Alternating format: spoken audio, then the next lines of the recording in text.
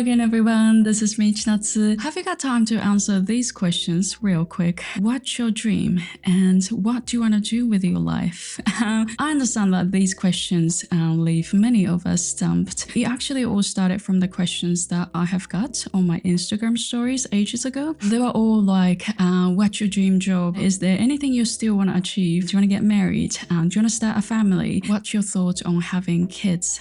Something like that. I know it's hard to bundle all these questions though. I feel like they've got one thing in common. And this was actually the inspiration behind today's video and my thoughts. Some of you guys might be feeling frustrated with yourself because you can't seem to push yourself, or that you're sort of coasting through your life without any clear direction. In this video, I would love to share some stuff that I do sort of regularly, and to keep myself from losing sight of what I want to do with my life. I mean, essentially my dreams, even though it's a bit of a shift, I would say, from the usual English content. But I hope you guys enjoyed this video. As always, if you have got any questions, comments, please let me know. I would love to hear what you have to say. And if you haven't subscribed to my channel yet, you're more than welcome to as well. All right, let's get right into it. First of all, let's talk about one key idea, that is know thyself. This is a famous saying by Socrates, and I have a little story about this that I would love to share with you guys. And also there's another quote that I've kind of had with myself, that is, don't waste it living someone else's life, by someone famous, like super famous. Let's begin. So when I was a teenager, I had a dream, like a major dream, to get into a prestigious university and study either English or international relations or something similar. So I worked tirelessly toward university exams that time. It was probably the very first time in my life that I'd ever dedicated myself to something. And now you might be thinking like, wow, that's amazing. A student so committed to their studies, like what could it be better?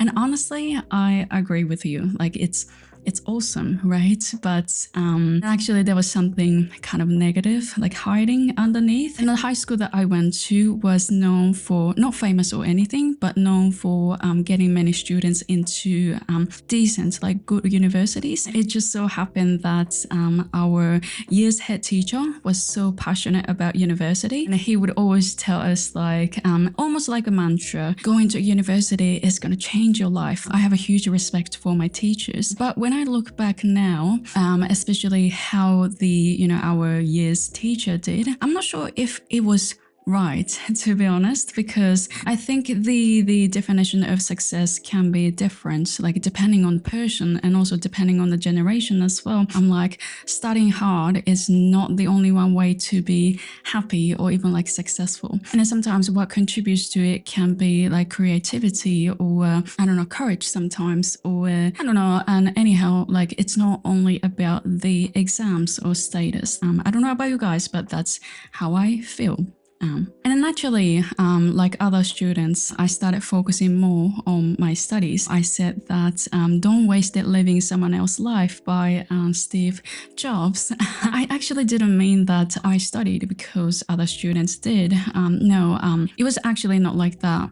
There's more to the story. I spent 3 years like working so hard, focused almost entirely on studies, which means I sacrificed quite a few things, like hang out with my friends, or even like indulge in life, enjoy other things in life, right? Eventually, thanks to my hard work, I got accepted into a public university and started my studies. It sounds like the start of a typical success story. But as I said, story doesn't end like that. And I thought going to university would change me. And I saw it as my ultimate goal, essentially my dream, wasn't it? And I believed believed that I was working so hard, like so hard, because I wanted to go to university. But as I grew older, I realized something kind of deeper was at play, which was actually shocking. So there was another hidden reason behind my dream of getting into university. I thought that by achieving my dream, I would feel a void inside me. And I wanted to prove something to people around me, like those who probably laughed at me. I don't remember who exactly, but who said that I can't do anything. Or to my family and friends, and especially I had a bad relationship with my mom. She would tell me like, oh, you are lazy, you can't do anything right. So I just wanted to prove that, look, I am capable, like I'm smart, like I'm smarter than you. I wanted to prove myself by achieving that goal, my dream. Another thing was, I thought that earning that status of being a university student would erase my insecurities inside me. By getting accepted, I would no longer feel like I was someone who was not good enough. I had convinced myself that I was working toward my own dream. I wanted to go to university and get the status and study in a prestigious university. I just found out that I did that because I wanted to feel how can I say it? I wanted to feel a hole, deep hole inside me. The thing is, nobody could see me but me. In my case, the realization came through the experience of university exams, but I feel like it's something that could happen to anyone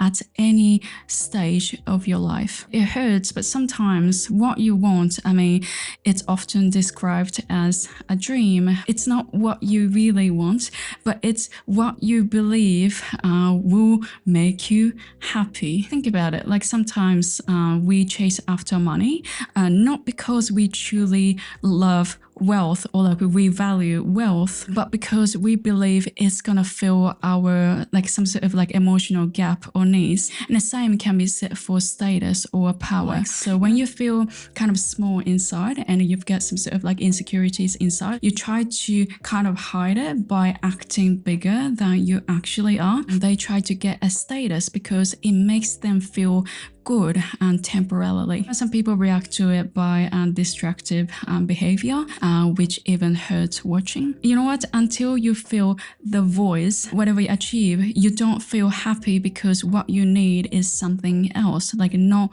that dream, if that makes sense. I have learned one crucial thing about like setting goals and dreams. And I understand that this video is about looking for what you want to do with your life. I'm going to explain from now. Here's one sentence that I would love to share with you guys. That is, make peace with your past. To see your future, you need to understand your past. The past, the present, and the future, they're all connected. And basically what you believe and your value and what you want and what you love, they're all shaped by your past, right? Some people might find it negative, but I feel like there is a huge difference between making peace with your past and looking back your past. Make peace with your past means that just accept whatever happened to you in the past, like accept it and let it go. If you understand your past, you understand yourself because, as I said, you are made of what happened to you in the past, right? When you do that, make peace with your past,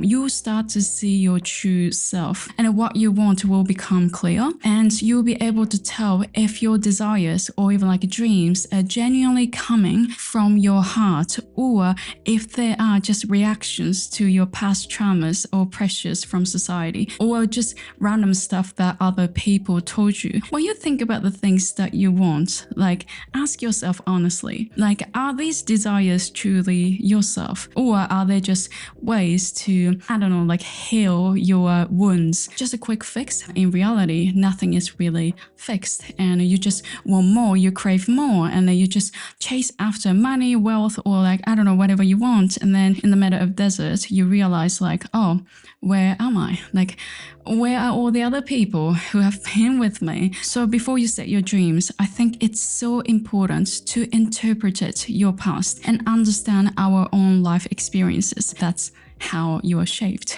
If a person can draw a meaning from their past experiences, it can give direction and a sense of purpose for the future. I wanted to share this before making a video about like finding your dreams or goals because, as I said, the past and future, they are so connected. So you can't ignore your past, so you can't ignore your history, and you can't ignore yourself like right now. So by making peace with yourself, you can begin to discover your true self. You know, the things that you used to love and care about and hated, or I don't know, like felt like warm or whatsoever. Like reflecting upon these things can be a guide for you guys to kind of think about your future, and that's the whole point of this video. And eventually, I'm pretty sure you will see what you want to do with your life. And then sometimes, like probably you can't find it straight away, but it's okay. Like take your time. At least, like don't make the same mistake like I did. Like your dream needs to be something for you, like not for someone else, like for your family, even like your friends or society. Like it's all for you, and your dream needs to be aligning with your true values and what you care about and what you love. And then when you set the goal, I think you don't waste any time. I mean, no excuse, and probably you can start running towards that dream. That's what I believe, and at least that's what I'm working on. And I guess thank you for watching this video, guys. I hope you guys enjoyed it. If you did, please give me a thumbs up. And if you've got any questions, comments, please let me know. If you haven't subscribed to my channel yet, you're more than welcome to as well. All right, I see you in the next video soon.